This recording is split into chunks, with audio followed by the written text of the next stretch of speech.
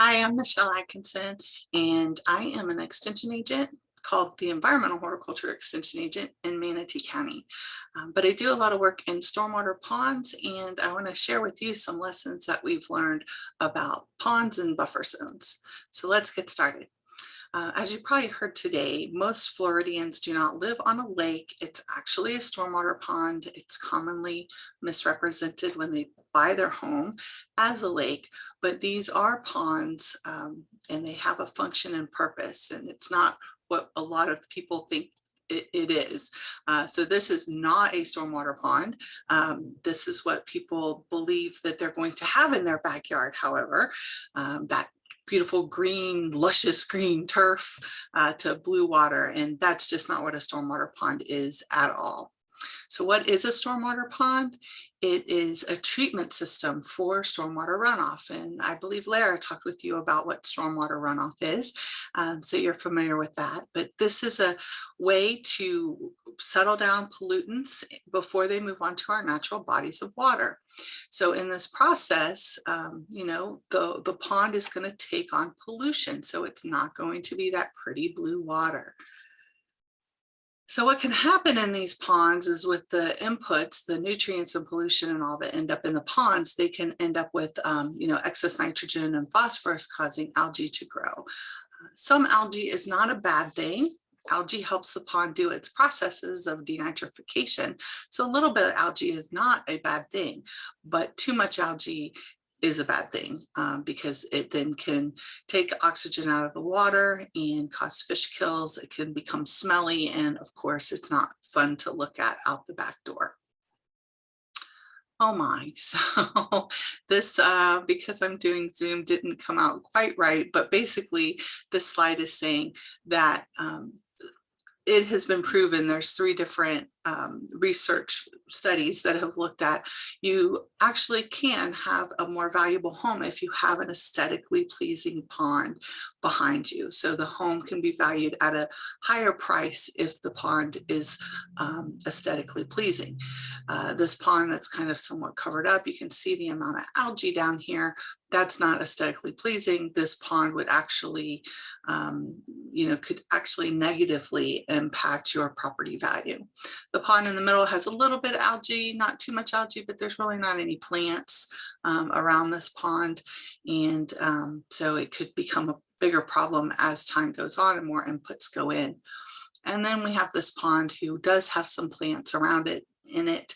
And you can see the water quality is better and hopefully will be. So when we look at aesthetically pleasing, do we look at the pond with the plants around it, or do we look at the pond with all the green algae growing on it? So I would hope that you choose the top one here. Erosion, I believe you have another speaker who's talking about erosion, but it's hard for me to talk about buffer zones without addressing it a bit. And that is, without plants helping to hold these soils, over time, they just end up eroding and washing away. So a little bit of wind causes the wave action to hit the shoreline, which causes it to slough off, and that just keeps happening over time. And you can see here, there's a power pole that is now in the water. That power pole was not in the water when this neighborhood was constructed. So just over time, it has eroded back to that. And you can see here how it starts to slough off in the other photo, so that shoreline was an even kind of straight line when this pond was developed. However, now it's starting to become jagged from that erosion happening. So when we start talking about plants, putting plants in ponds, you can see this pond definitely does have an eroded edge, but if you look a little further out into the water, you can see where the plants are not present. It has eroded much more. It's eroded back further. And then if you look out where the plants are, you can actually see more soil present in that area. So those plants with their deeper root systems are helping to hold the soils, plus the plants themselves help diffuse the waves as they come in. So when the wave moves in, it diffuses the energy before it hits the shoreline, so it doesn't cause as much erosion. So here are some examples of aquatic plants, the plants that are actually in the water for a good portion of the year. These plants can also survive out of the water for short periods of time in inundated soils. They often will die back in the winter and turn brown, but then come back in the spring. And when our rains start, they really come back, right? So those are the aquatics. But what I've been doing work with are more the shoreline plantings. So up on the top of the soil where it's not totally inundated with water or underwater. So these areas can be really beneficial to stormwater ponds if planted, and we're going to talk about why. So we've done some research, and the projects that we've done, we're looking at these objectives. So we were trying to quantify the degree to which these plants would stabilize the pond banks, help reduce algae blooms, and decrease pollution that ended up in the pond. We were looking to develop some best management practices for these areas, because we know that the pond maintenance folks typically point to landscape maintenance and say it's on land, so it's their job to maintain this area. And we know that landscape maintenance points to the pond guy and says it's near the water or touching the water, so it's their job to maintain it. And these areas, these buffer zone areas, just don't get maintained because they're both doing this. And then they end up being a weedy mess, and the homeowners association doesn't like it, or the neighborhood doesn't like it, and they end up taking them out. And that causes even more erosion or can cause more erosion. So how do we deal with these areas? Well, first, let's define them. So we have these littoral zone areas, which that's what can be underwater during parts of the year, and then out of the water other parts of the year. So those are actually aquatic plants that are planted in those areas. And you can even have water lilies out in the pond. So those would all be considered aquatic type plants then that you would be using in the pond. But we can also have these shoreline areas planted. So these buffer zones that are up more on the shoreline. So let's talk about those a little bit. This was one of the plants that one of the ponds that we had in the project. This was in the fall, so the water level was low on the left picture. You can see it was pretty low, but you can also see that box that two of the researchers, that's Evan Bean and Mary Lusk, they both have helped out on these projects. And you can see where they're standing, and then you can see the box in the other photo as a reference point. So that's what the before and after look like when we planted these ponds.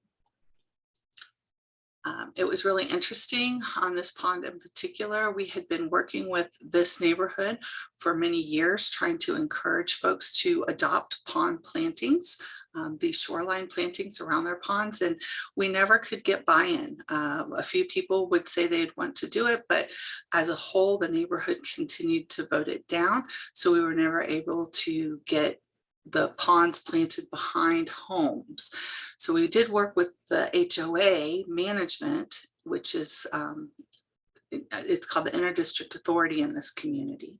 And they said, we want you to come in and plant ponds that are 100% common area. So you can see here, this pond doesn't have any homes bordering it.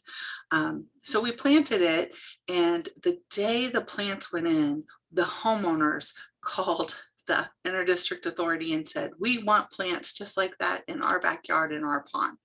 Now, we've been working with them for a long time, trying to get them to adopt this, and they didn't want to do it. It wasn't until they saw it and saw how it can look before they were ready to adopt it. So it was rather interesting.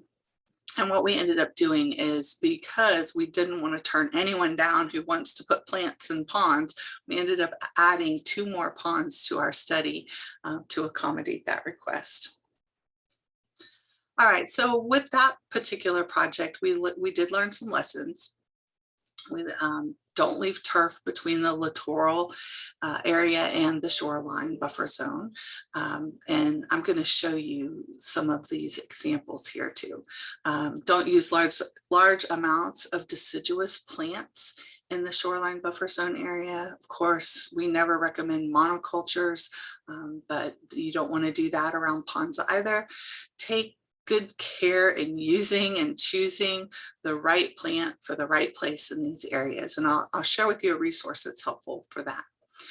Communication is really, really important among all parties for the survival of the plant material, because if you do not communicate with the landscape contractor and the pond maintenance contractor, one of them could spray out your brand new plants, and that happens quite a lot. So you need to get them on board very, very early in a project. But let's talk about these. So in this case, you can see on the back edge of the pond on the right that we left a turf border. And I'm going to back up and say we were involved with the studying of these plants, but this community largely picked the plant material and how it was planted. They paid for everything. All we did was come in and study the water and erosion effects of these plantings. So we did try to consult, but we were shot down on most of our recommendations. So the recommendation was not to leave a turf strip here, but they did that, and their logic on that, their thinking was that the mulch that was put down would move into the pond if they didn't leave that turf strip behind. But what we recommend for mulch is pine straw. So pine straw mats itself down and allows water to run through it, however, doesn't move into the pond like pine bark would or other shred wood mulches. So they left that border there, but then the problem is now somebody has to come in and weed eat that turf, which puts the grass clippings in the water, which is what we're trying to avoid with these areas, is getting those mowers up next to the ponds. One, it puts grass clippings in there, and two, it's very dangerous for the guys that are maintaining. It's either dangerous or time consuming. Either they push it and they try to get a mower where they really shouldn't have a mower because of the amount of erosion in these areas, or they have to get off the mower and use a weed eater, and that's time consuming. So these areas can help with that. But leaving that turf strip in there not only created a maintenance issue, it also created a weed seed bank. So weeds then were able to survive in this area and then infiltrate our planted areas. So that didn't work out well for us. We also advised against this planting, but they went ahead with their original plan, and that was to do a monoculture planting along the pond, and they used a deciduous plant. So we always recommend that you have diversity, because in these monoculture situations, if a fungus or a bug comes in that likes that particular plant, it could wipe it out pretty quickly. So, just go right down the row. But if you have some diversity, we call them like fire breaks or fire stops for the fungus or the bug, and it might give you an opportunity to get control over the pest issue before it takes out your whole planting. The other piece of this was it's deciduous. So in the fall, they start losing their leaves. And where does all that leaf litter go? That's right into the pond. So it was actually contributing more nutrient into the pond from the leaf litter than, being a benefit. So this is not something that we would recommend. And this was another really interesting scenario where we really fought this one, but we still lost. And that was they chose to use Wooddelia, which is a caution plant. It's very invasive in nature, and well, I can't say invasive if it's caution. It's very aggressive, but it's on several lists to do not plant. And the landscape manager of the community said that they had seen this stabilize banks in the past and that they really wanted to use it. And so they did. So there it is at planting, and several months later, you can see it's filling in, but really not very rapidly for an aggressive plant that Wooddelia is.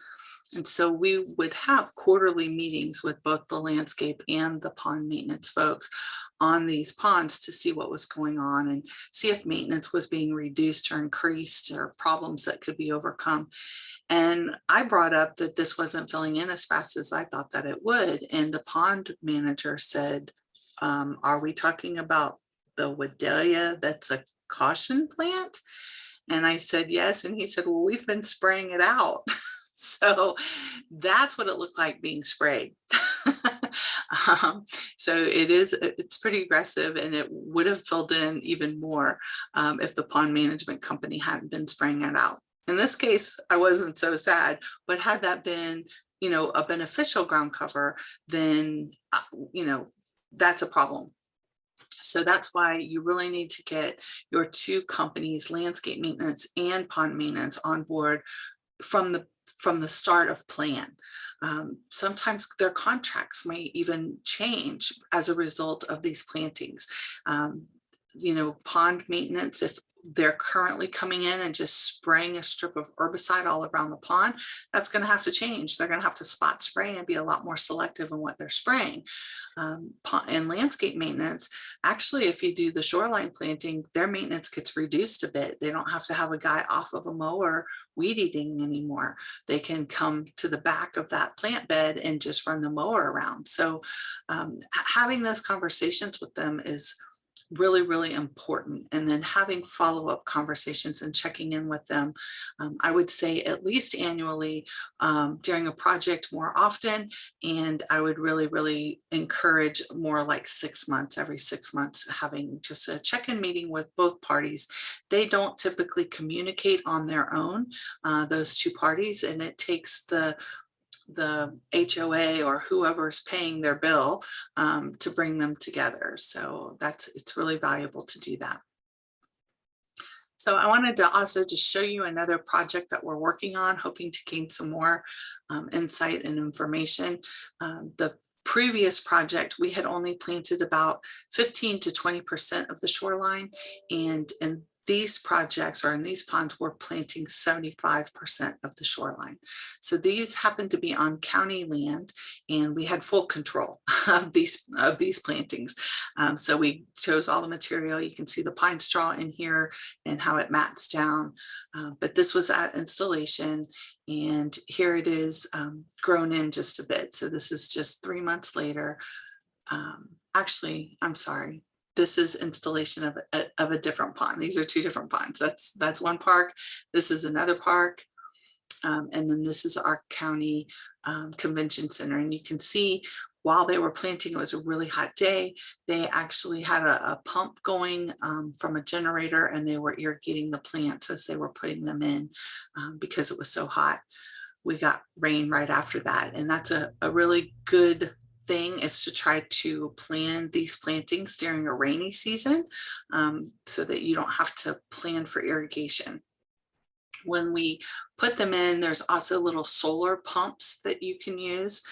So when the sun's up, it's pumping water. You don't need to put batteries or anything in it. It can be a direct line pump situation that ties into a drip line that pumps the water into a drip line.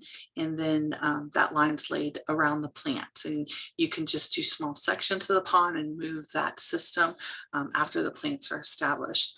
These are, you want hardy plants in these areas, so it shouldn't take them too long to get established and be good, unless you're planting them in the middle of a drought. So try to get them in while we're having our rainy season. This is the traditional design that we're comparing and contrasting to.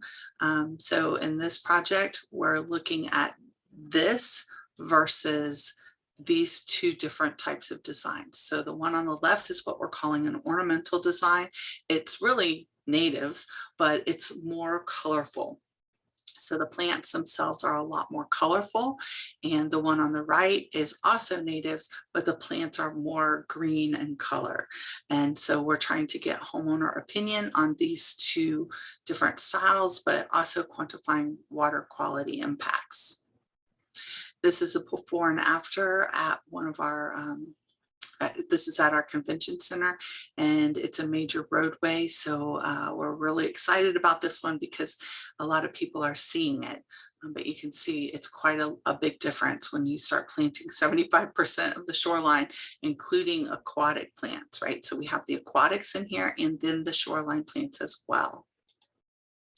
So here is the before and after. This was 3 months after planting. So you can see it fills in pretty quick. And this was in the fall, which the beautiful muley grass is doing its thing. So that was a great photo. However, this tree wasn't doing so well at that point. Here's another one. You can see on the left side there wasn't much, and along this long strip along the road there was nothing, and now it's full of vegetation. So we do know that when you're establishing these areas that you need some kind of irrigation to get the plants established. If there isn't adequate rainfall, then there needs to be a water truck or some type of irrigation, and you've got a pond right there. So creating a type of pump that can pump out into the plant beds, that is a really smart way to do it. Pine straw helps retain moisture to these areas. It can reduce the weed pressure while the plants are filling in. When you're planting these areas, you're going to want them to be planted for overlap and dense so that weeds don't come in later on. And then, of course, the communication is key between landscape and pond maintenance. You don't want to leave these turf strips like are showing here, and we talked about why.